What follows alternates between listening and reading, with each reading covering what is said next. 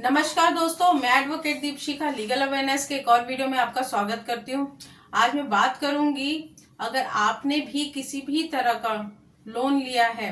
Education loan, personal loan, business loan,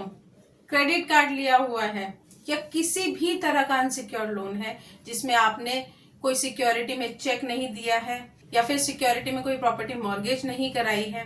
या फिर आपने किसी भी तरह का सिक्योरिटी में कुछ भी नहीं दिया है, तो आपका जो अनसिक्योर्ड लोन है और वो आपका डिफॉल्ट हो गया है, आपकी ईएमआई मिस हो गई है, आपकी ईएमआई आप पे नहीं कर पा रहे हैं और ऐसे में जो रिकवरी एजेंट्स है वो आपको कॉल कर करके दिन में 50-50, 100-100 कॉल कर करके हरास कर रहे हैं, आपको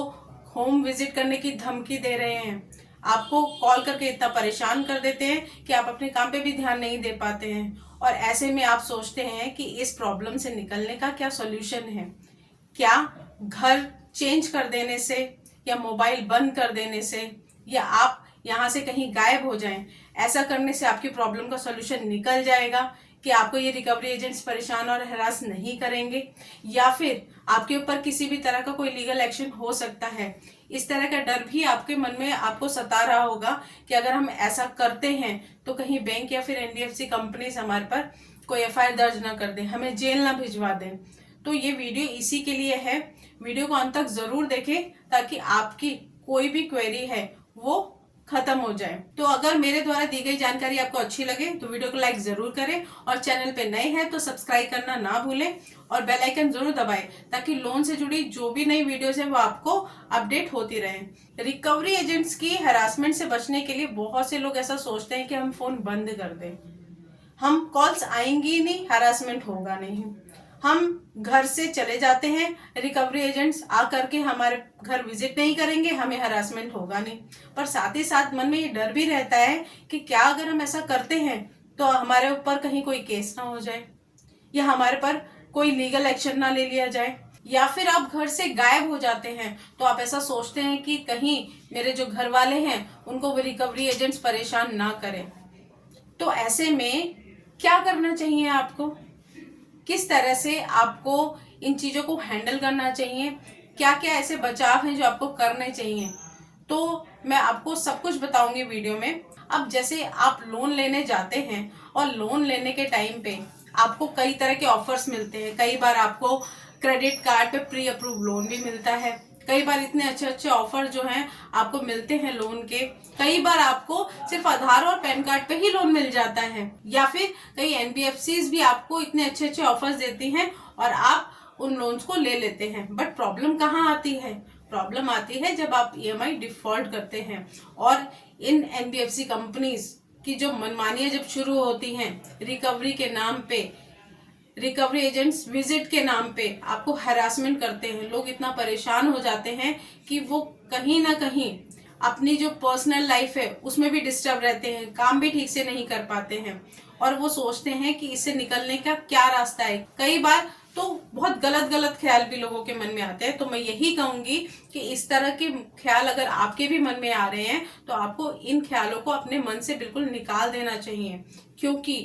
अगर इस तरह की सिचुएशन आप फेस कर रहे हैं तो इस तरह की सिचुएशन में आपको निकलना कैसे है उसी के लिए ये वीडियो है और इस वीडियो को आप अच्छे से देख लोगे तो आपके मन से जितने भी डर है वो निकल जाएगा। तो अगर आपको भी इस तरह की हैरासमेंट हुई है और आपने इस तरह के करने की सोचा है, अब मान लीजिए आप लोन लेने जाते हो, उस टाइम पे आपने जो अपना आधार का जो एड्रेस दिया है, अब आप मान लीजिए कि आप रहते हैं कहीं पर, ठीक है, उस समय आप वहां पे रह रहे थे, आपसे आपका परमानेंट एड्रेस भी मांगा जाता है कि आपका परमानेंट एड्रेस कौन सा है, आपका टेम्परेरी एड्रेस कौन सा है। तो आप जब लोन लेते हैं उस टाइम पे वो एड्रेस आप दे देते हैं। बट नॉर्मली भी अगर आप कभी अपना घर चेंज करते हैं तो ऐसा जरूरी नहीं होता कि आप अपने आधार में अपडेट कराएं, एड्रेस हमेशा वही रहता है और आप कोई रेंट पे रहता है तो एड्रेस चेंज हो जाते हैं। तो ऐसी कंडीशन में क्या बैंक कोई एक्शन ले सकती है, क्या उसको राइट है इस तरह का कोई एक्शन लेने का कि आपके ऊपर वो कोई एफआईआर दर्ज करे या कोई केस दर्ज करे इसके रिगार्डिंग। अब आती है बात की कॉल्स की, अगर आपने अपना फोन नंबर चेंज कर दिया है या फिर अपना फोन बंद कर दिया है या फिर आप फोन नहीं उठा रहे हैं तो ऐसे में अगर आपने फ़ोन चेंज कर दिया है या आप फ़ोन इग्नोर कर रहे हैं, तो अगर आप काम पे हैं तो आप अपने फ़ोन को इग्नोर कर सकते हैं, क्योंकि अगर आप काम कर रहे हैं तो ज़रूरी नहीं है आप फ़ोन को अटेंड करें ही करें। आप उस फ़ोन को इग्नोर कर सकते हैं, क्योंकि फ़ोन उठाना नहीं उठाना ये आपकी मर्जी है। अब आपने फ़ोन को ब्लॉक कर दिया है। अब उस कंडीशन में क्या होता है कि जब आप फ़ोन को ब्लॉक कर देते हैं तो वो क्या करते हैं, आपके जो जितने भी कॉन्टैक्ट्स हैं या आपके जितने भी रिलेटिव्स हैं उनको कॉल्स करना शुरू कर दें। तो कई बार ये प्रॉब्लम आपको फेस करनी पड़ती है कि वो आपके रिलेटिव्स या आपके जो भी कॉन्टैक्ट्स हैं उन पे कॉल करना शुरू कर देते हैं। अब आपको भी शायद ये पता होगा कि जो भी आपके कॉन्टैक्ट्स हैं उनको हैक करके जब भी आप एप्लीकेशन डाउनलोड करते हो तो एप्लीकेशन में वो आपके जितने भी कॉन्टैक्ट्स हैं उनकी परमिशन ले लेते हैं, और जितने भी आपके जो कॉन्टैक्ट्स हैं जो भी आपके नोन या मॉम या डैड के नाम से, कई बार आपके होम के नाम से होते हैं, तो उन्हीं पर वो ज़्यादातर कॉल्स करते हैं और उनको कॉल करके फिर उनको हरासमेंट करना शुरू कर देते हैं। तो अब आप सोचते हैं कि अगर आपने फ़ोन बंद कर दिया है तो आप कॉल्स जो है वो वहाँ पे जाती है। अब उस कंडीशन में आपको क्या करना है, आपके भी किसी रिलेटिव या फिर आपके घर वालों को अगर बिना परमिशन के, बिना आपके नॉलेज के अगर कॉल्स करते हैं तो उनको ये राइट्स होता है कि उनके अगेंस्ट में वो कंप्लेन कर सके, क्योंकि किसी भी बैंक या फिर एनबीएफसी कंपनी को ये राइट नहीं है कि वो आपके कॉन्टैक्ट्स को हैक करके इलीगल तरीके से आपके कॉन्टैक्ट्स पे कॉल करें। तो इसके लिए आपको क्या करना है, आपको कंप्लेन करनी है। आप पुलिस कंप्लेन भी कर सकते हैं, आप आरबीआई को कंप्लेन भी कर सकते हैं। अब दूसरी बात आती है आपकी कि आपने एड्रेस चेंज कर दिया है, और अगर आपने एड्रेस चेंज करने के बाद बैंक या फिर एनबीएफसी को भी इन्फॉर्म नहीं किया है कि आपने एड्रेस चेंज कर दिया है, तो क्या बैंक और एनबीएफसी को ये परमिशन होती है कि आपके ऊपर लीगल एक्शन ले?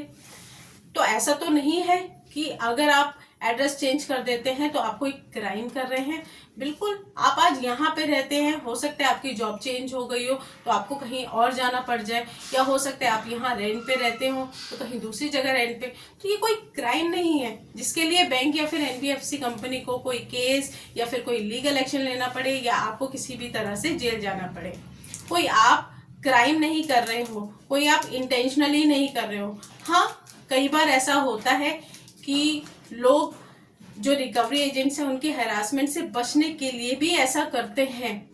तो आपको भी पता है कि वो जो रिकवरी एजेंट्स आपके पास आते हैं और आकर के जिस तरीके से धमकी देते हैं या आपको हैरास करते हैं, तो क्या वो आरबीआई की गाइडलाइंस को फॉलो करते हुए आपको डराते धमकाते हैं? क्या आरबीआई ने ऐसा उनको परमिशन दी है कि आप जा करके हैरासमेंट करो, गाली गलौज करो?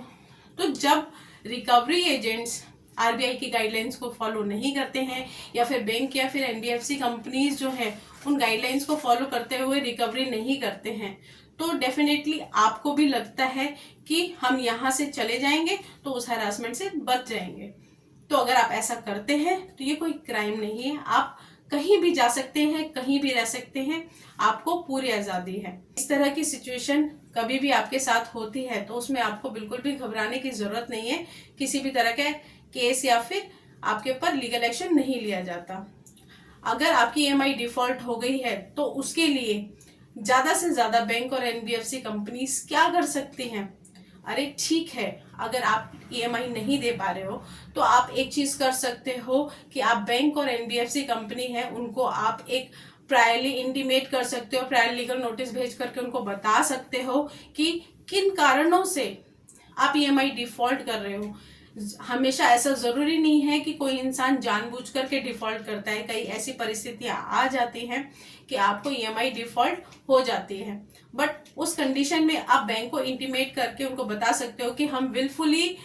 ईएमआई डिफॉल्ट नहीं कर रहे हैं, हमारी सिचुएशन परिस्थिति ऐसी है जिसके चलते हमारी ईएमआई डिफॉल्ट हो गई है और हमें अपनी इस परिस्थिति से निकलने के लिए कुछ समय चाहिए और उस समय के बाद में हम अपनी ईएमआई जो है वो कंटिन्यू कर देंगे, हमें कुछ समय दे दिया जाए, या फिर अगर कोई और बेटर सॉल्यूशन बैंक या फिर एनबीएफसी कंपनी के पास हो तो वो सॉल्यूशन प्रोवाइड करे ताकि आप भी इस प्रॉब्लम से निकल सको। और ऐसा करने के लिए आरबीआई ने बैंक को ये गाइडलाइंस दी है कि अगर कोई भी ऐसी सिचुएशन या परिस्थिति आती है तो उनको टाइम भी प्रोवाइड किया जाए या फिर उनका जो लोन है उसको रिस्ट्रक्चर किया जाए, तो आप प्रायर लीगल नोटिस भेज के उनको इंटीमेट कर सकते हो। अगर आपकी 3 से ज्यादा ईएमआई डिफॉल्ट हो गई है और आपका लोन एनपीए हो गया है, तो आपके पास सेटलमेंट करने का भी ऑप्शन होता है। आप एनपीए होने के बाद कभी भी अपने लोन को सेटल कर सकते हो। तो अगर किसी भी तरह का कोई नोटिस, लीगल नोटिस आपके पास आता है, किसी तरह का डिमांड नोटिस आता है या रिकॉल नोटिस आता है, तो आप उसका रिप्लाई भी दे सकते हैं। कई मेरे जो व्यूअर्स हैं या सब्सक्राइबर्स हैं, उनकी बहुत लोगों की ये क्वेरी होती है कि हमारे पास लीगल नोटिस आया है, डिमांड नोटिस आया है। तो आज मैं सबको ये बता देती हूँ कि अगर किसी भी तरह का कोई नोटिस आता है तो आप उसका रिप्लाई भी कर सकते हैं। बट अगर आप रिप्लाई नहीं करते हैं तो कोई दिक्कत वाली बात नहीं है, ठीक है। अगर आपने रिप्लाई कर दिया तो बेटर है, नहीं किया तो कोई बात नहीं। बट इन केस अगर कोई नोटिस अगर आपको कोर्ट से आता है या फिर किसी भी तरह का कोई आर्बिट्रेशन का नोटिस आता है, तो मैंने आपको हमेशा कहा है कि कोर्ट के नोटिस को आपको इग्नोर बिल्कुल भी नहीं करना है। तुरंत किसी भी एडवोकेट की हेल्प से आप वहां पे जाकर के अपीयर हो और अपने केस को कंटेस्ट करें, क्योंकि अगर आर्बिट्रेशन का हो या फिर कोर्ट में section 25 payment and settlement act के तहत अगर कोई भी केस हो, तो आप सेम डे जाकर के बेल ले सकते हो और अपना केस आगे लड़ सकते हो। तो आर्बिट्रेशन में ऑब्जेक्शन जरूर करें ताकि आप अपना ग्राउंड या अपना डिफेंस ले सकें। या ऑब्जेक्शन करने के बाद आप सेटलमेंट आप किसी भी स्टेज पे कर सकते हो। अगर आपका केस चल रहा है तो सेटलमेंट आप वहां पे भी कर सकते हो। और इसके अलावा भी बैंक के पास ये राइट होता है कि अगर वो लोन रिकवर ना कर पाए, रिकवरी करने के बाद, कई रिकवरी टैक्टिक्स अपनाने के बाद, तो उसको ये राइट है कि आपका लोन जो है वो राइट ऑफ में डाल सके। आपको सेटलमेंट करने का राइट है, तो आप अपने उस राइट का यूज करें और अपने केस को सेटल करें। अगर आप सेटल नहीं कर पा रहे हैं तो आप उनसे टाइम भी ले सकते हैं। आपके पास जब भी फंड हो आप अपने लोन को सेटल करके क्लोज करें। मैं आपको एक चीज जरूर कहना चाहूंगी कि अगर आप सेटलमेंट किसी भी स्टेज पे करते हैं तो बैंक या फिर एनबीएफसी कंपनी से सबसे पहले ऑफर लेटर जरूर लें और सेटलमेंट करने के बाद एनओसी या फिर नो ड्यू सर्टिफिकेट आपका होता है वो जरूर लें, क्योंकि अगर आप ये नहीं लेते हैं तो फ्यूचर में आपको कुछ कॉन्सिक्वेंसेज जो है फेस करनी पड़ सकती हैं। तो इन चीजों का ध्यान जरूर रखें और अपने राइट का यूज करें। वीडियो को अंत तक देखने के लिए धन्यवाद। आज का वीडियो यहीं तक। नमस्कार।